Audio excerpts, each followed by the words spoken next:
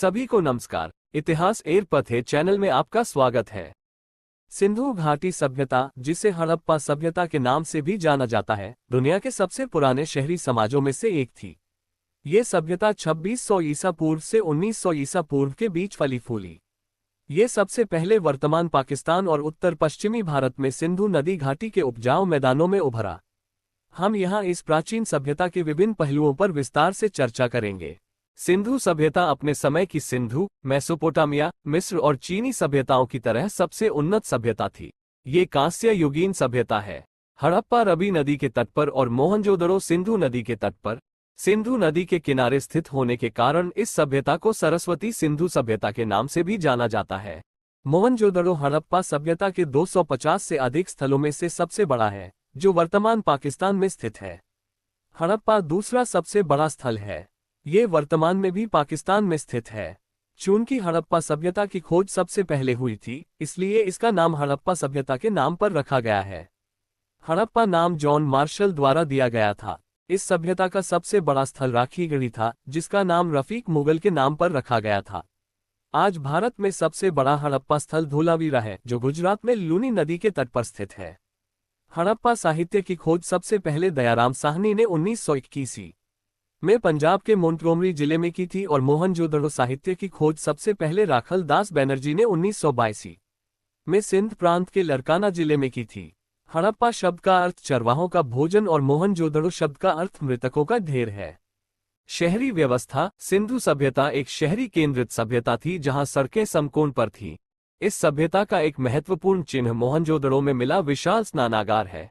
इस स्नानागार का फर्श पक्की ईंटों से बनाया गया था। मोहनजोदड़ो में बड़े बड़े खलिहानों का उल्लेख मिलता है। इसके अलावा हड़प्पा सभ्यता के अन्य महत्वपूर्ण स्थलों में कालीबंगन स्थल पर भी खलिहानों का उल्लेख मिलता है। पकी हुई ईंटों का उपयोग सिंधु सभ्यता की एक महत्वपूर्ण विशेषता है, जबकि सूखी ईंटों का उपयोग मिस्र में पाया गया था। मोहनजोदारो की जल निकासी व्यवस्था, पत्थर की पट्टियों से ढकी नालियां और शहर की फुटपाथ व्यवस्था इस सभ्यता के विकास का संकेत देती है। किसी भी अन्य सभ्यता ने स्वास्थ्य और स्वच्छता को उतना महत्व नहीं दिया जितना हड़प्पा सभ्यता ने दिया। कृषि व्यवस्था, कृषि प्रणालियों में सुधार से प्राकृतिक वन संसाधनों का कुछ नुकसान होता है। हड़प्पावासी न केवल अपने लिए बल्कि ग्रामीणों और नगरवासियों के लिए भी फसलें उगाते थे। उस समय बड़ी मात्रा में जौ, गेहूं के उत्पादन का उल्लेख मिलता है, जिसे वे विनिमय के माध्यम के रूप में भी इस्तेमाल करते थे। घरेलू जानवरों में वे हाथी, कुत्ते और बिल्लियों का इस्तेमाल करते थे। वे घोड़ों का उपयोग नहीं जानते। इस काल में कांसे के भारी प्रयोग के कारण इस सभ्यता को कांस्य युगीन सभ्यता कहा जाता है। वे कांसा बनाने के लिए टिन और तमम को मिलाते थे। इस काल में राजस्थान और बलूचिस्तान से तांबा और अफगानिस्तान से टिन का आयात किया जाता था। व्यवसाय व्यापार, हड़प्पा काल में धातु मुद्रा का प्रयोग नहीं होता था। वे मुख्यतः खाद्यान्न को विनिमय के माध्यम के रूप में उपयोग करते थे। उस समय सिंधु सभ्यता के व्यापारिक संबंध राजस्थान, अफगानिस्तान, ईरान, मेसोपोटामिया से पाए जाते थे। धार्मिक रीति रिवाज, इस काल में मुख्यतः देवी प्रतिमाओं की पूजा की जाती थी। पशुपति को केवल देवता के रूप में पूजा जाता था। हड़प्पा लिपि की खोज 1923 में हुई थी। फादर हैरिस ने इसे आंशिक रूप से समझा। ज्ञातव्य है कि उनकी लिपि लंबी नहीं थी। उनकी लिपि मुख्यतः चित्रात्मक थी। 400 से 500 चित्रलिपि उपलब्ध हैं तथा 60 अक्षरों का उल्लेख मिलता है। वेस्ट्रोफेडन सिंधु सभ्यता की लेखन शैली है। इस प्रकार के लेखन में पहली पंक्ति दाएं से बाएं और अगली पंक्ति बाएं से दाएं लिखी जाती थी। हड़प्पा सभ्यता का पतन कई प्रस्तावित सिद्धांतों के साथ विद्वानों की बहस का विषय बना हुआ है। 1.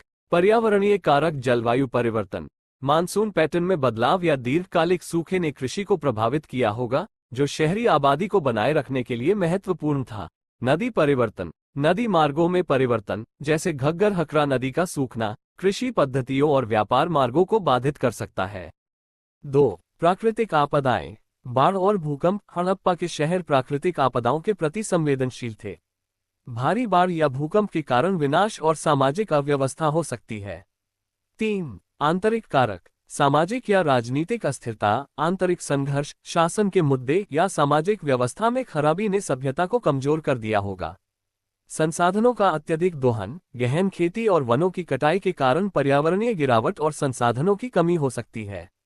4. बाहरी कारक, आक्रमण या प्रवासन, बाहरी समूहों द्वारा आक्रमण या आबादी के प्रवासन की संभावना शहरी जीवन की स्थिरता और निरंतरता को बाधित कर सकती थी। व्यापार में गिरावट, व्यापार नेटवर्क में रुकावट संभवतः संघर्षों या आर्थिक संबंधों में बदलाव के कारण शहरों की आर्थिक नींव को कमजोर कर सकती है। 5. सांस्कृतिक परिवर्तन। सांस्कृतिक समावेशन। धीरे धीरे आने वाली आबादी के साथ संस्कृतियों के विलय ने समय के साथ विशिष्ट हड़प्पा पहचान को कमजोर कर दिया होगा। इन कारकों ने संभवतः जटिल तरीकों से परस्पर क्रिया की, जिससे 1900 से 1700 ईसा पूर्व के आसपास कभी समृद्ध रहे हड़प्पा शहरों के अंततः पतन और परित्याग में योगदान हुआ। कुल मिलाकर सिंधु घाटी सभ्यता एक उल्लेखनीय प्रारंभिक शहरी समाज का प्रतिनिधित्व करती है, जो उन्नत शहर योजना, परिष्कृत व्यापार नेटवर्क और एक समृद्ध सांस्कृतिक विरासत की विशेषता है, जो शोधकर्ताओं और उत्साही लोगों को समान रूप से आकर्षित और प्रेरित करती है। अगर आपको मेरा वीडियो पसंद आए तो कृपया लाइक, सब्सक्राइब और कमेंट करें। धन्यवाद।